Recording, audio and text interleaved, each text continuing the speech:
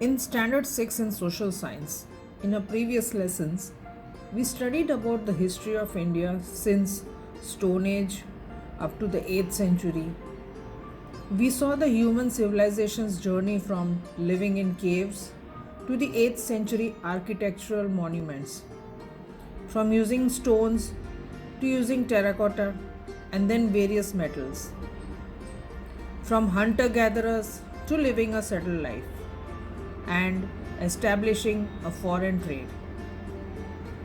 As far as India is concerned, the epics and Puranas are a great source of information about the ancient Indian civilization and its glory. The glory of a country is so vast and diverse, we come to know this through our history, which talks about the various kings and heritage. Since ancient times, people of various tribes and sub-tribes have come to our country as they were attracted towards its prosperity. Due to this, a country creates a confluence of diversity, that is, various cultures all flowing together. So, how do we come to know about the glory of a country? We come to know through information gathered from art and architecture and social life of a country during that age. We will cover each one of these through our lesson, The Glory of Bharatvarsha. So let's begin.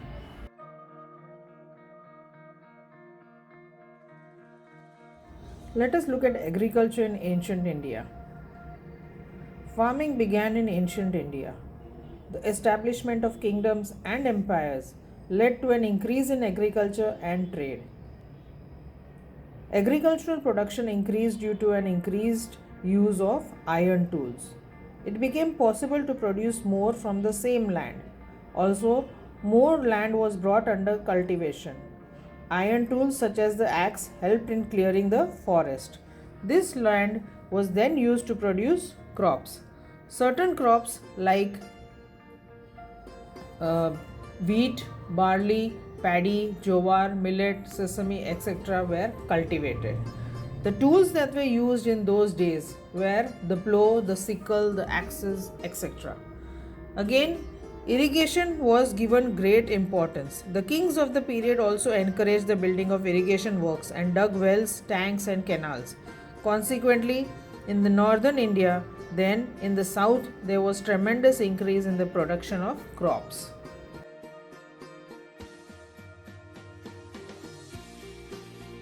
Now let us see what the life was in ancient India, what the rural life was in ancient India. As far as northern India is concerned, the head of the village was called the Grambojak, and this post was hereditary. A Grambojak was one who was the biggest land owner. The king gave him responsibility of collecting the revenue, and besides this he also looked after law and order. This is in the north. As far as south is concerned, the southern portion of India, there were three types of people living, that is the big landlords, the small farmers, and the landless laborers, that is the servants, those who did not have land and they used to work on other people's land.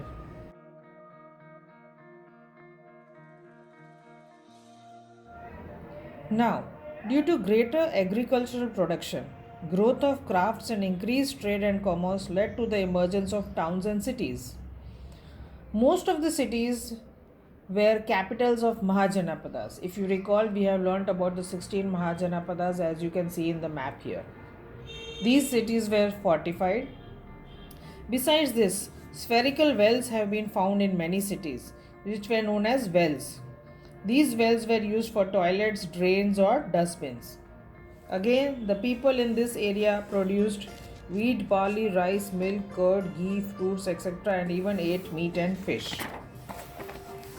As far as the clothes are concerned, men and women wore clothes in two parts. The cloth worn on the lower part was known as nivi, whereas the cloth worn on the upper part of the body was known as vas.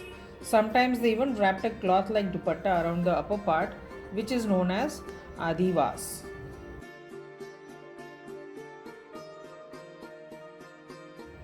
We come to know about ancient India through art also.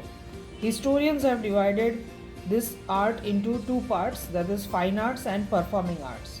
As far as fine arts is concerned, it included drawing, painting, literature, music, clay art, etc. And performing arts included dance and drama.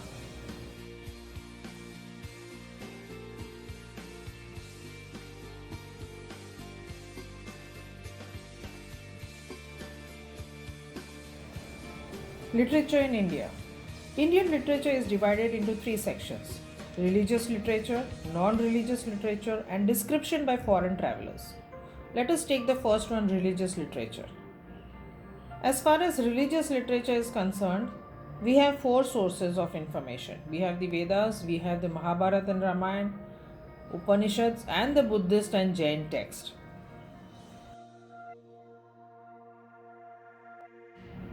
The Vedas are the earliest literary works that we have. The word Veda means knowledge. There are four Vedas: the Rig Veda, Yajur Veda, Sam Veda, and Atharva Veda. They contain hymns in praise of different gods and goddesses, which were passed on from one generation to the other orally until they were finally written down much later. Along with the Vedas, there are a series of texts called Brahmin text and Aranyakas, which were created to explain the Vedas, in which the Shatpad Brahmin, Gopad Brahmin, and Brihadaranyaka may be considered as the most important.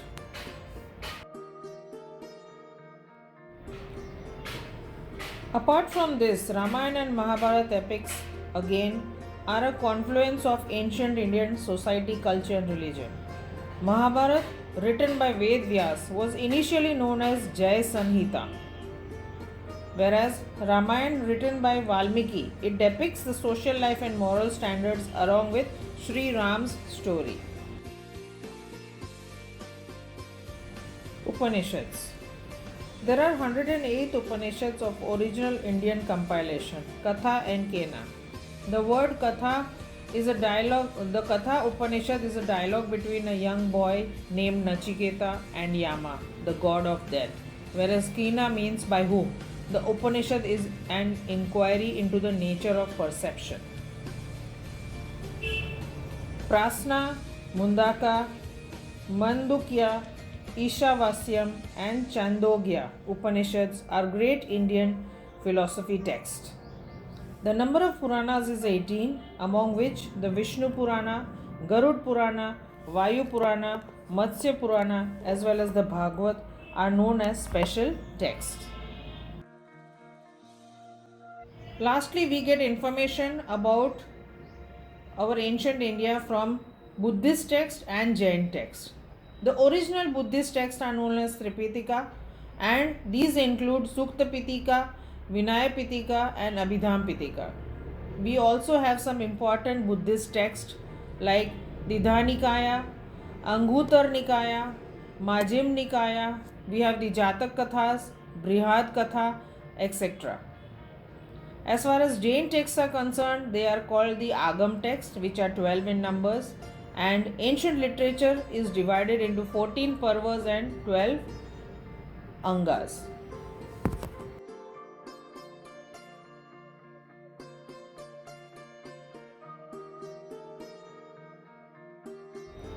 The second source of literature are the non-religious literatures. These includes poems, dramas, accolades, grammar texts, and smritis. By accolades, you mean those awards given for special merits. Smritis are Hindu law texts, which include Manusmriti, Yagnavalkya Smriti, and Narad Smriti. Kautilya's Arthashastra is also a law text. It talks about the political system of the time and the art of governance. It gives information on the political and military administration of the Mauryas. Sangam literature of the south is again well known. It is called Sangam because 1600 folk poets composed heroic poems in 3 Sangams, that is meetings, in Madurai. Then you have the best grammar text in Sanskrit of Panini, that is known as Astadhyayi. Again, Ashoka's inscription also gives us information about the administration during Mauryan Empire, and the ethical rules of Buddhist religion of ancient India. Again, Hari Sen has written the Prayag Prashasti, which we have done in our previous lessons, on Samudragupta, that is in praise of. Veer Sen Saba wrote Prashasti of Chandragupta II of Udaygiri, whereas Banabhatta, he wrote Harsh Charitra in praise of King Harshvardhana.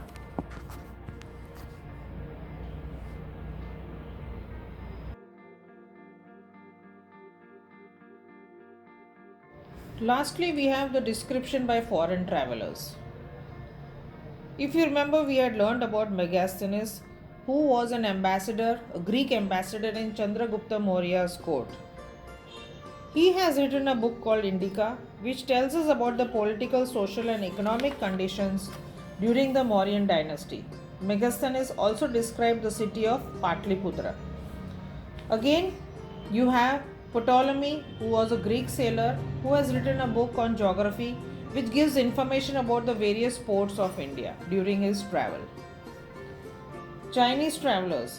Many travelers and pilgrims came to India. Fa Hien came during the reign of Chandragupta II.